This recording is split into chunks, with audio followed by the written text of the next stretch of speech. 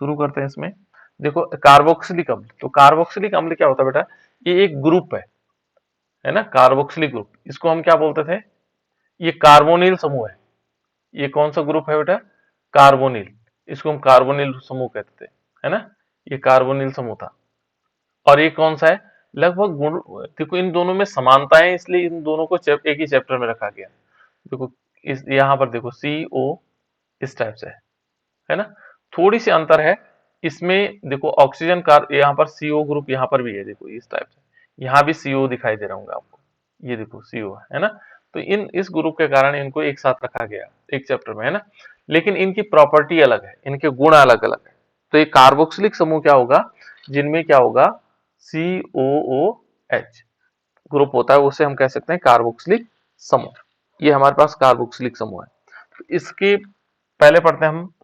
देखो कार्बोक्सिलिक समूह को यदि हम देखेंगे तो कार्बोक्सिलिक समूह की संरचना कैसे होती है ना। तो यदि हम इसकी संरचना को देखेंगे तो किस प्रकार से इसकी संरचना होगी, कोई बता सकता है बेटा, किस प्रकार की संरचना होंगी इसकी, कार्बोक्सिलिक जो समूह है इसमें किस प्रकार की संरचना होगी, कोई बता सकता है, या इनमें कौन सा हाइब्रिडाइजेशन होगा, कोई बता सकता है बेटा।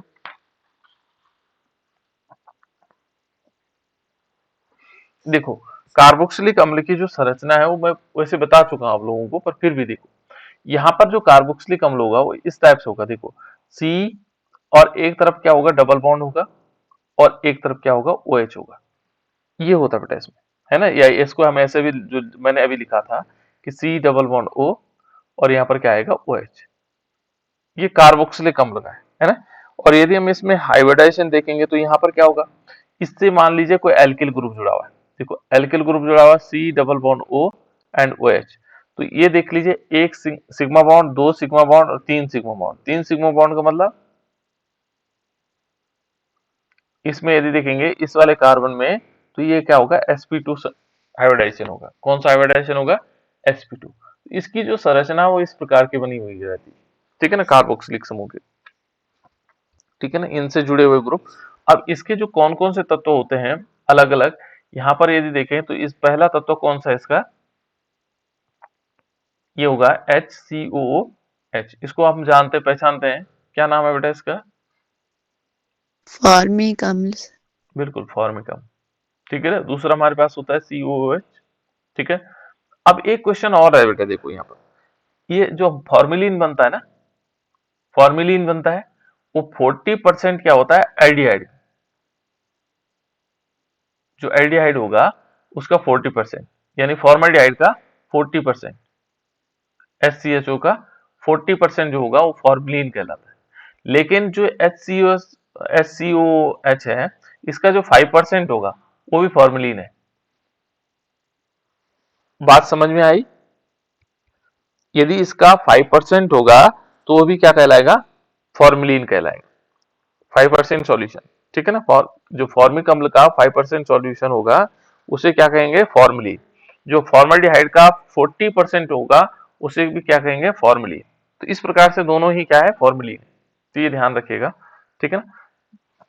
यहाँ पर जो संरचनाएं है बेटा अलग अलग प्रकार की होती है। कैसे बना सकते हैं हम, हाइब्रिडाइजेशन के फॉर्म में बना सकते हैं, बनाओ, इसमें दिखा देते हैं हम कैसे बन सकती है ना। वैसे आती तो है नहीं पर लेकिन फिर भी बना देते हैं। देखो यहाँ पर जो हमारे पास होगा CH3COOH होगा, है ना। तो यहाँ पर R ले लेते हैं, ये R हमने ले लिया, और ये C, फिर यहाँ डबल बॉन्ड है, और एक होगा OH, ये।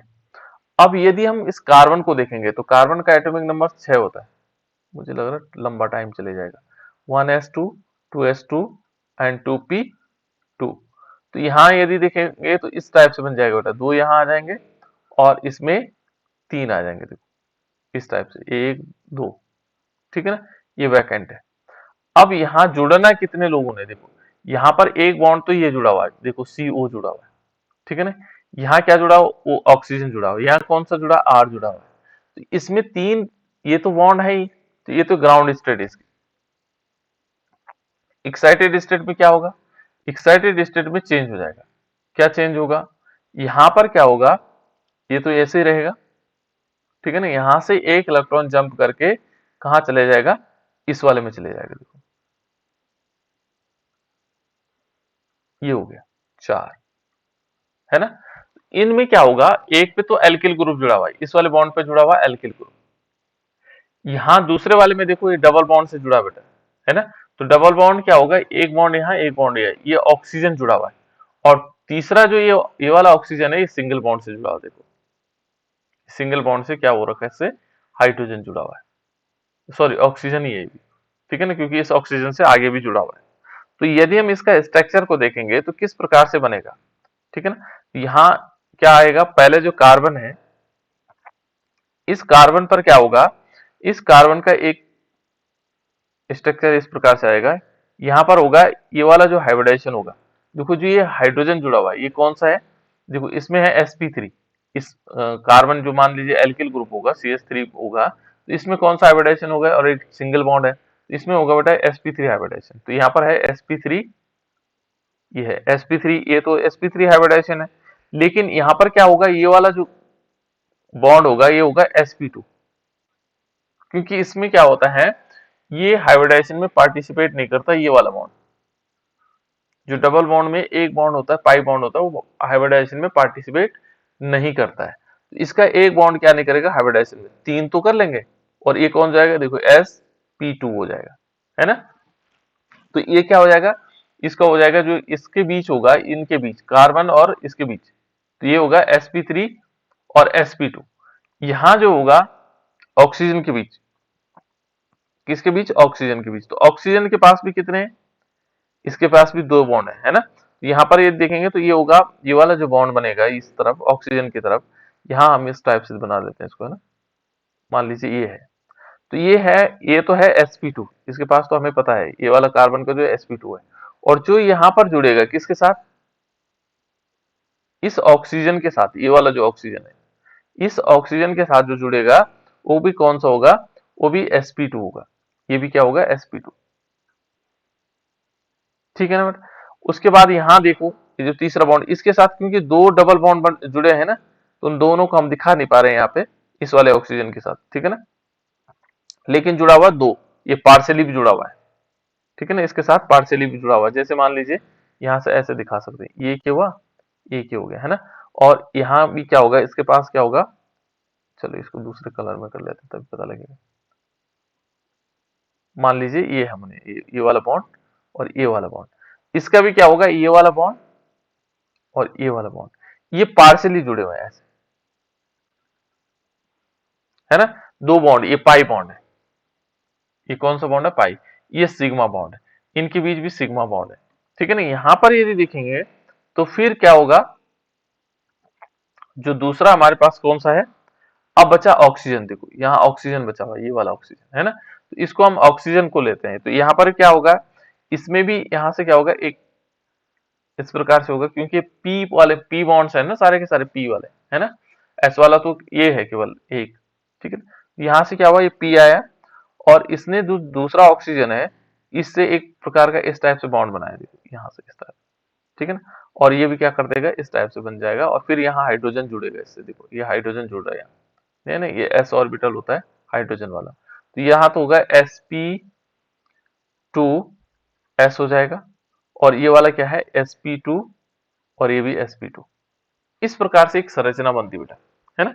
वैसे पूछा नहीं जाता, लेकिन मैंने एक ग्रुप में आपको बता दिया कि किस प्रकार से हो सकता है, बॉन्डिंग किस प्रकार से बन सकती है, ठीक हो गया।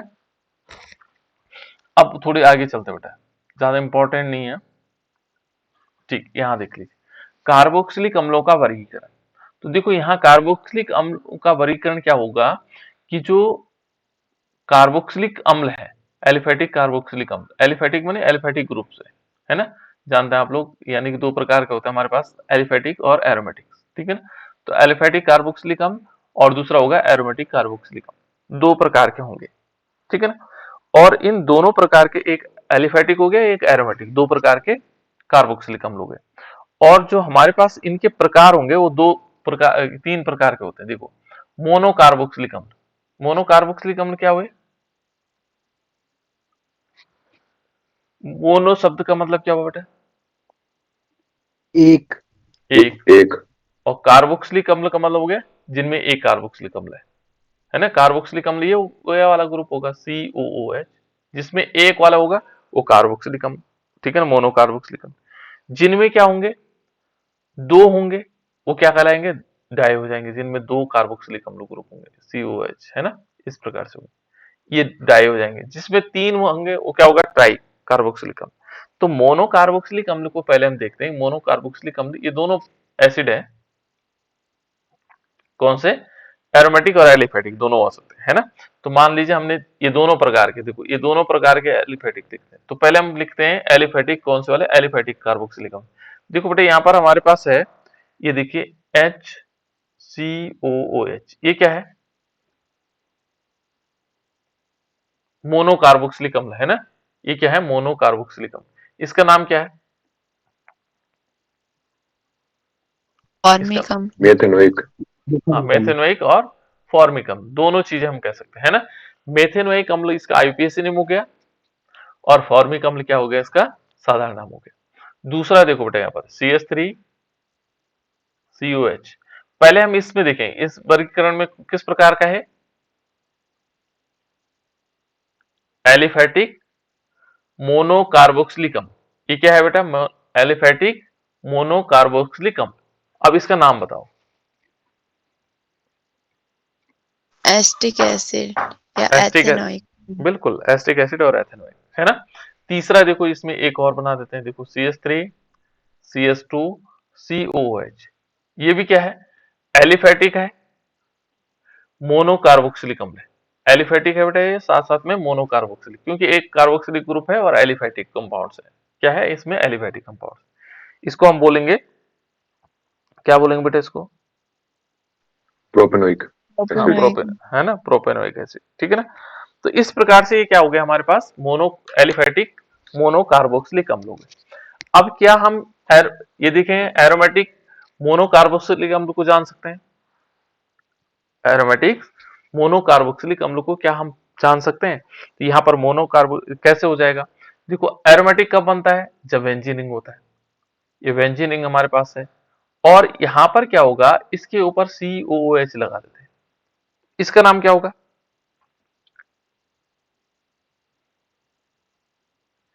इसका नाम आप लोगों को पता नहीं है ना, चलो कोई बात नहीं। इसको कहते हैं बेटा बेंजोइक अम्ल। क्या बोलेंगे, बेंजोइक एसिड, बेंजोइक अम्ल। क्या नाम होगा, बेंजोइक अम्ल। ये क्या होगा, ये होगा एरोमेटिक मोनोकार्बोक्सिलिक अम्ल। एरोमेटिक मोनोकार्बोक्सिलिक अम्ल। ये दोनों प्रकार के हमने तीन फिर अलग अलग प्रकार बना दिए, है ना। तो यहां पर हम क्या करेंगे इसको, ये होगा एरोमेटिक मोनोकार्बोक्सिलिक अम्ल। दूसरा यदि हम देखें, बहुत सारे होंगे, अभी ऐसा थोड़ी कि यही होंगे, है ना। यहाँ पर ये हमने ये लिया COOH, और ये ध्यान रखना, ये यहाँ पर लगा देते हैं NO2। ये भी क्या होगा, ये भी होगा बेटा एरोमेटिक मोनोकार्बोक्सिलिक अम्ल, एरोमेटिक मोनोकार्बोक्सिलिक अम्ल, क्योंकि इसमें एक कार्बोक्सिलिक ग्रुप लगा हुआ है ना। और इसका नाम क्या होगा, ये आएगा 3 nitro benzoic acid, 3 nitro benzoic acid, इस प्रकार से। तो ये हुआ हमारे पास एलिफेटिक और एरोमेटिक मोनोकार्बोक्सिलिक अम्ल, ठीक है ना। दूसरा नंबर देखते हैं, डाई कार्बोक्सिलिक अम्ल, जिनमें दो कार्बोक्सिलिक ग्रुप लगे हैं, है ना। और पहले कौन से देखेंगे, एलिफेटिक। तो दो कार्बोक्सिलिक अम्ल में क्या होगा, COOH और सिंगल बॉन्ड COH। ये क्या है बेटा, इसको पहचानो, इसको पहचानना बहुत जरूरी है आप लोगों के लिए। क्या होगा बेटे, सर ऑक्सिलिक अम्ल, ऑक्जेलिक एसिड। बिल्कुल एकदम सही, ठीक है ना। और इसको क्योंकि आप लोगों के प्रैक्टिकल में है बेटा, है ना, ऑक्सिलिक अम्ल का हमने टाइटेशन करना है। तो ये है ऑक्सिलिक अम्ल। क्या है ये, ऑक्जेलिक अम्ल, ऑक्जेलिक एसिड, ठीक है ना। दूसरा एक और है, देखो ये क्या है, ये एलिफेटिक है, एलिफेटिक डाई कार्बोक्सिलिक अम्ल है। दूसरा यदि हम देखें, हमने लिखा CH2 और इस पे लगा दिया COOH। देखो ऐसे भी कोई कंपाउंड होता है, इसका नाम क्या है, इसको कहते हैं बेटा मैलोनिक एसिड। क्या बोलते हैं, मैलोनिक एसिड, इनको ज्यादा याद करने की जरूरत नहीं, इतने परेशान होने की जरूरत भी नहीं है, है ना। जो जो आते रहेंगे, केवल हमें ऑक्सिलिक अम्ल का ध्यान रखना है। ऑक्सिलिक अम्ल हमारे लिए बहुत इंपॉर्टेंट है इस समय, ठीक है ना। ये हो गया। दूसरा है बेटा इसमें देखो, यहां पर आएगा CH2COOH, एक हो गया CH2COH। ये सारे मैं क्या बता रहा हूं, एलिफेटिक डाइकार्बोक्सिलिक अम्ल। इसका नाम क्या होगा बेटा, कोई बता सकता है? इसका नाम मैंने एक दिन क्लास में बताया था। ये देखो डाइकार्बोक्सिलिक अम्ल है, इसमें दो जो है COH है, इसको बोलते हैं बेटा सक्सनिक अम्ल। क्या बोलेंगे? सक्सनिक अम्ल। क्या बोलेंगे? सक्सनिक अम्ल। ये सक्सनिक एसिड है, ठीक है ना। ये कौन सा एसिड है? सक्सनिक एसिड।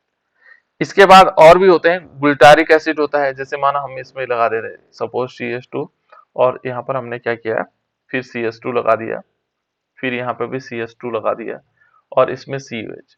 देखो ये सब के सब क्या है, डाइकार्बोक्सिलिक अम्ल है, ठीक है ना। अब कार्बो, इसको बोलते हैं बेटा गुल्टारिक एसिड। क्या बोलेंगे?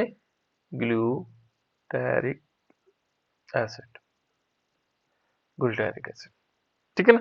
तो ये क्या हो गए, ये हमारे पास हो गए एलिफेटिक डाइकार्बोक्सिलिक अम्ल, ठीक है ना। और भी है, एडिपिक एसिड है, ठीक है ना। तो ये तो हमारे पास आ गए कौन से वाले, एलिफेटिक। एरोमेटिक वाले देखते हैं, एरोमेटिक कौन से हो सकते हैं। यदि हम देखें एरोमेटिक, तो एरोमेटिक कौन से हुए, जिनमें बेंजीन रिंग होगा और डाइकार्बोक्सिलिक एसिड, ठीक है ना। तो पहले यदि देखें, सबसे पहला जो इसका तत्व है, मान लीजिए बेंजीन है, ये हमारे पास बेंजीन है, और बेंजीन पर दो क्या लगा देते हैं, COOH लगा देते हैं। तो ये एरोमेटिक क्या होगा, एरोमेटिक डाइकार्बोक्सिलिक एसिड हो सकता है। देखो बेटा एक चीज और मैं बता देता हूं आप लोगों को, कि मैंने इस पोजीशन पर लगाया, हम इसको ऐसे भी लगा सकते हैं, कोई दिक्कत नहीं, क्योंकि बेंजीन हम जो बना रहे हैं वो हम अपने हिसाब से बना रहे हैं कि सीधा दिखाई दे रहा है आपको, लेकिन इसके सबकी सब भुजाएं बराबर है, ये सब तरफ से एक जैसे दिखेगा, है ना। तो तुम यहां लगा दो, यहां लगा दो, यहां लगा दो, तो हम अपनी सुविधा के हिसाब से मान रहे हैं कि इसका टॉप है ना। इसका सब सभी जगह टॉप है, यानी कि सारी चारों तरफ से एक जैसे, कहीं से हमें अलग नहीं दिखाई देता, एक जैसे दिखाई देता है ना। हमारी तरफ से यदि हम देखें तो हमें तो ऐसे खड़े में दिखाई दे रहा है, पड़े में दिखाई दे रहा है, लेकिन वो बेंजीन क्या होता है, वो हर तरह से एक समान दिखाई देता है ना। तो इसलिए हम इसको यहां लिखो चाहे यहां लिखो, इससे कोई फर्क नहीं पड़ेगा, है ना। फर्क तब पड़ेगा जब हमने रिप्रेजेंटेटिव पोजीशन ले ली, यहाँ पर क्या ले लिया, COH ले लिया, तो उसके बाद तब फर्क पड़ेगा इसके जुड़ने वाले ग्रुप के आधार पर, ठीक है ना। पर उसके लिए पोजीशन माने ये वाले हम रिप्रेजेंटेटिव पोजीशन ले लेते हैं, तो यहाँ ऑर्थो हो जाता है, अलग अलग हो जाते हैं ना। तो ये ध्यान रखिएगा इसे। तो ये है बेटा, देखो यहाँ पर इसमें इसको क्या बोलेंगे, इसको बोलते हैं थैलिक एसिड। और थैलिक एसिड की स्पेलिंग क्या होगी, PHTHA, ये है थैलिक एसिड। PH से शुरू होती है बेटा इसकी स्पेलिंग, है ना। ये थैलिक एसिड है ना। अब इसमें क्या होगा, दूसरा ये तो है थैलिक एसिड, दूसरा हम क्या ले सकते हैं, देखो एक हमने पहली पोजीशन पर लिया, अब फिर वही कर रहे हैं हम, है ना। ये पोजीशन बना दे रहे हैं, ये COH, ये पहली पोजीशन ले ली, और एक इसके छोड़ करके यहां पर ले लेते हैं, तो इसका नाम होगा आइसोथैलिक एसिड। क्या बोलेंगे इसको, आइसोथैलिक एसिड, थैलिक एसिड। ये आएगा बेटा आगे रिएक्शंस में आएगा ये, ठीक है ना। और तीसरा है हमारे पास, ये क्या है, डाइकार्बोक्सिलिक एसिड, तो इन्हीं को लिख लेते हैं, बाकी जरूरत नहीं है ना। तीसरा देखें यदि हम, ये तो दोनों हमारे पास हो गए, है ना। तीसरा इसमें क्या होगा बेटा, देखो तीसरा नंबर है किसका, देखो एलिफेटिक ट्राइकार्बोक्सिलिक एसिड। तो जिसमें 3 कार्बोक्सिलिक ग्रुप लगे होंगे उसको हम क्या बोलेंगे, एलिफेटिक। तो एलिफेटिक ट्राइकार्बोक्सिलिक एसिड में यदि एग्जांपल देखेंगे तो ये होता है CH2, इनके एग्जांपल बहुत कम है, CH2, यहाँ पर आएगा CH2COH, ठीक है ना, एंड CH2COH, इस प्रकार से आ जाएगा, ठीक है ना।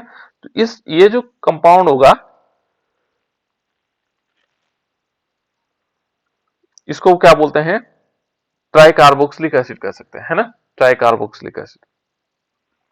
इस प्रकार से आ जाएगा। दूसरा हम एक और एग्जांपल ले सकते हैं, और ये इंपॉर्टेंट इसलिए है कि बहुत सारे एग्जाम में पूछा भी जाता है,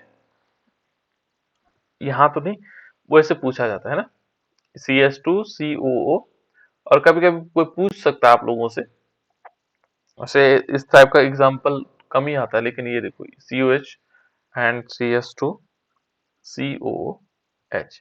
यहां पर क्या करना है, OH को यहां लगा देना है, बस इतना काम करना है। क्या करना है, OH को यहां लगा देना है। और ये है बेटा क्या, सिट्रिक अम्ल। इस रूप में पूछ सकता है सिट्रिक एसिड। अब कोई पूछता है ना फलों में कौन सा ये पाया जाता है, तो सिट्रिक एसिड। तो सिट्रिक एसिड का फॉर्मूला बता दो, जनरली कोई पूछ सकता है, तो ये सिट्रिक एसिड है। क्या है सिट्रिक एसिड।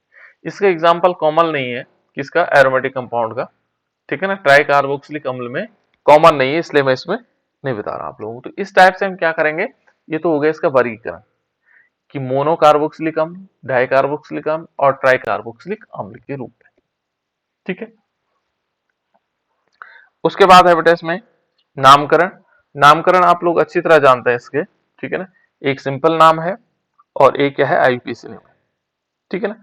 तो सिंपल नाम आप लोगों ने देख लिए हैं कैसे कैसे, जो हमने बताया मेथेनोइक अम्ल है, ठीक है ना, फॉर्मिक अम्ल है, ये सारे के सारे हमने बता दिया था। फॉर्मिक अम्ल कहा जाता है इसको, क्यों कहते होंगे इसको,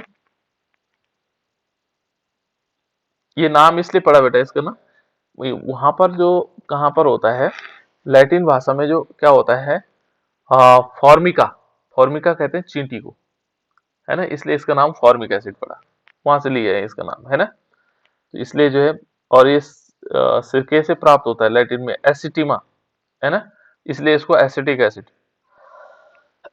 तो इस टाइप से इनके नाम रखे जाते हैं अलग अलग। जैसे ब्यूटेरिक एसिड है, तो यहाँ बटर का से लिया गया है इसका, ब्यूटेरिक एसिड का बटर से, है ना।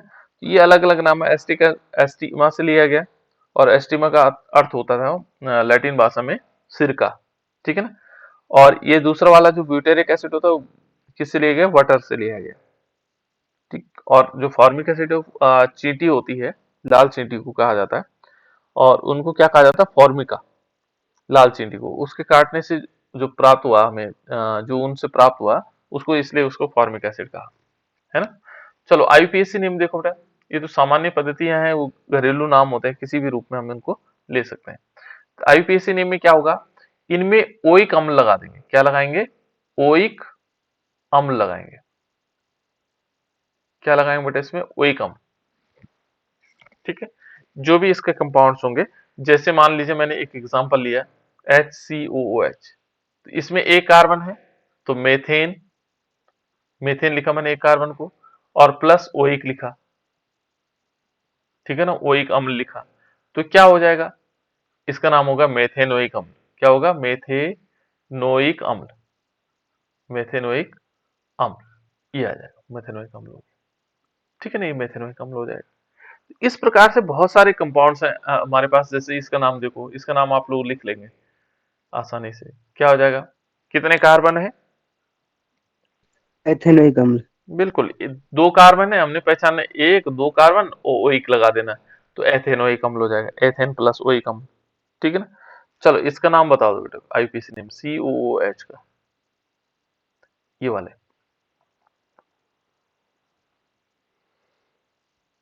जल्दी बता दो। एथेन 1,2 डाइओइक अम्ल। बिल्कुल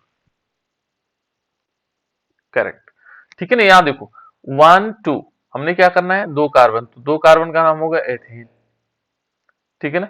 फिर क्या आएगा, देखो 1 पोजीशन पर और 2 पोजीशन पर क्या है, ओइक अम्ल है, तो 1,2 और डाई ओइक, डाई ओइक अम्ल, डाई ओइक अम्ल आ जाएगा, ठीक है ना। तो इस प्रकार से हम क्या कर सकते हैं, एथेन 1,2 डाई ओइक अम्ल, तो इस टाइप से हम लिख सकते हैं, ठीक है ना। इस टाइप से इसके आईपीसी नेम आ जाएंगे। तो बहुत सारे नाम हैं जो थोड़ी थोड़ी डिफरेंट हो सकते हैं। एक ये है बेटा, इसका एग्जांपल मैं बहुत दे रहा हूँ आप लोगों को, इसलिए दे रहा हूँ कि बार बार गलतियां ना करें आप लोग, हो सकता है एग्जाम में पूछा जाए। एक इसका नाम क्या हो,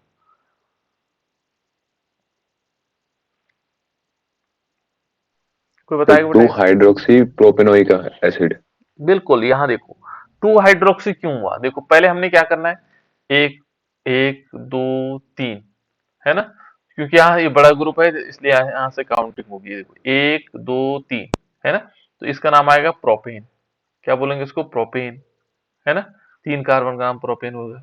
फिर क्या करेंगे, देखो 2 पोजीशन पर क्या है, ऑल है, ये ऑल था बेटा, OH, लेकिन ये ऑल तब तक रहता है जब तक इससे छोटे ग्रुप रहते हैं इसके साथ जुड़े हुए, और ये है इसका बड़ा ग्रुप, इससे बड़ा ग्रुप होने के कारण ही क्या कर देता है, ये तो क्या होता है, अनुलग्न होता है, बाद में लगने वाला होता है, अनुलग्न, अनुलग्न माने बाद में लगने वाला, यहां लगना था इसने, लेकिन जैसे बड़ा ग्रुप आ जाता है तो ये पूर्व लग्न हो जाता है। तो इसके साथ दो कंडीशन होती है, एक तो ये अनुलग्न से पूर्व लग्न में चले जाता है, पहले लगता है, और इसका नाम भी परिवर्तित होता है, जब ये पूर्व लग्न में होता है तो इसका नाम हाइड्रोक्सी हो जाता है, OH का क्या नाम हो जाता है, हाइड्रोक्सी।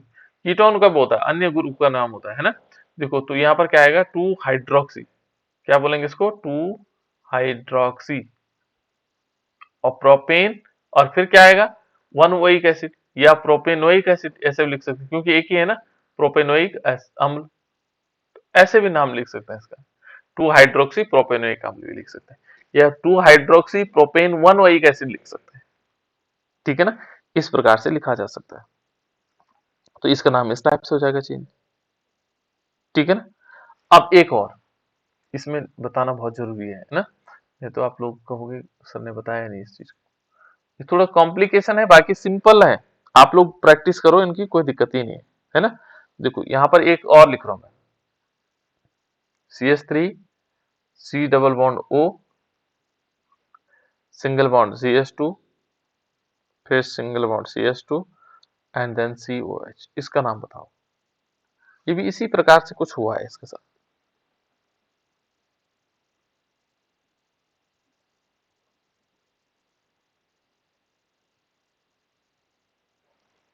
क्या नाम होगा बेटा,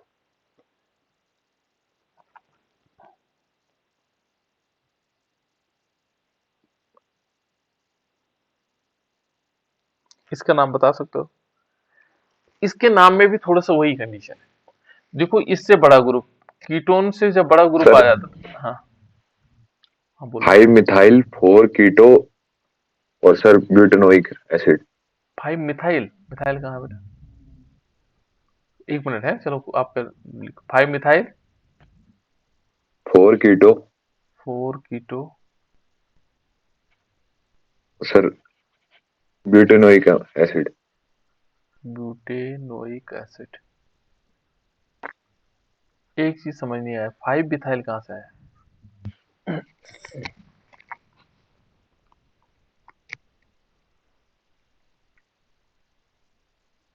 5 पोजीशन पर मिथाइल कहाँ है,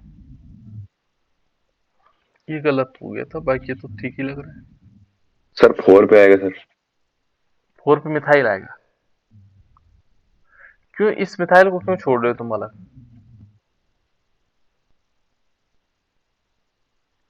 ये कार्बन श्रृंखला में नहीं आ रहा, सर मैंने सोचा कि सर दो ये फंक्शनल ग्रुप के बीच में होगा सर।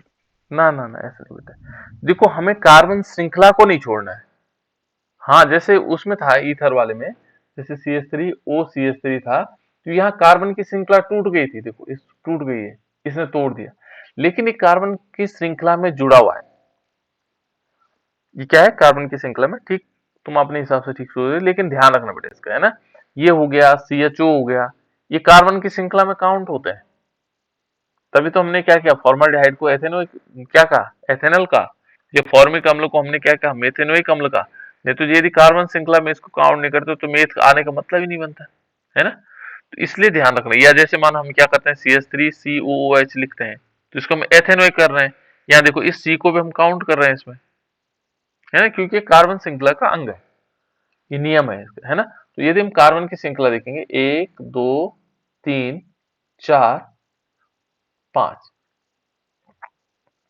तो सबसे पहले यहां पर आएगा 5 कार्बन, 5 कार्बन का नाम होता है बेटा पेंट, और एन भी लगा देंगे, देखो पेंटेन भी कर देंगे, कहीं डबल बॉन्ड नहीं है ना, डबल बॉन्ड है तो कार्बन ऑक्सीजन के बीच है, इसको हम यहाँ नहीं लेंगे, जब कार्बन कार्बन के बीच होंगे तब आएगा इन ऑन, है ना, तो यहाँ पर हमारे पास पेंटेन हो जाएगा, ठीक। अब इसमें क्या है, इसने आना था यहाँ, ये इसका जो नाम होता है बेटा ये ओन होता है, क्या बोलते हैं इसको, ओन। और ये कैसा होता है, अनुलग्न, ये भी अनुलग्न होता है। लेकिन जब इससे बड़ा कोई ग्रुप आ जाता है तो ये क्या हो जाता है, कीटो, जैसे इन्होंने कहा, ठीक है ना, इन्होंने सही बताया कि इसका नाम क्या हो जाएगा, कीटो हो जाएगा।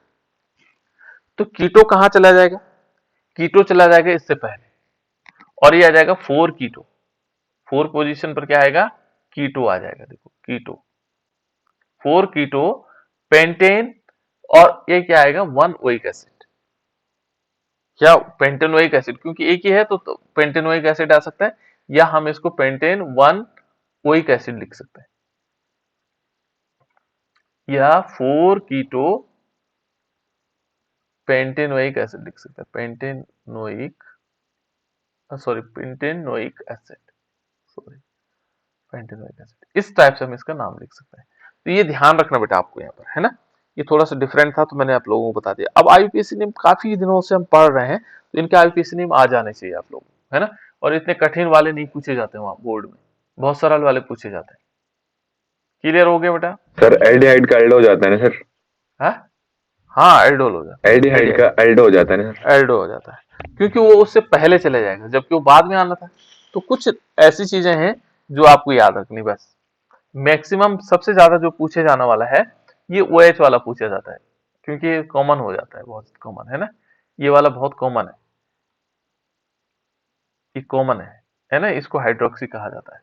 बाकी कीटो वाले मैंने कम देखे और एल्डिहाइड वाले भी कम देखे, है ना, लेकिन जानकारी हमें सबकी पता होनी चाहिए, ऐसा नहीं कि हम आता नहीं तो हमें पता ही नहीं है ना, तो इस टाइप से आ गया। अब देखो बेटा ये आईपीएसी नेम हो गया, आईपीएसी नेम आप लोग बाकी प्रैक्टिस कर लेना, जो नहीं आएगा वो पूछ लेना, जो आईपीएसी नेम नहीं आता है उसको पूछ लेना, क्योंकि 2-3 नंबर का भी 5 नंबर का पूछ रखा है ना, इसलिए हमें मैक्सिमम कोशिश ये करनी है कि 2 नंबर का, तो 3 नंबर का इन्होंने कई बार पूछा है, तो आप लोगों को ये नंबर तैयार रखने हैं, है ना, ये सरल भी है और आसान भी है, प्रत्येक चैप्टर के लास्ट में, शुरुआत में, सॉरी लास्ट कह रहा हूँ, ठीक है ना, प्रत्येक चैप्टर के शुरुआत में है आईपीएसी नेम, कोई भी कंपाउंड होगा उसका आईपीएसी नेम जरूर पूछा हुआ है ना।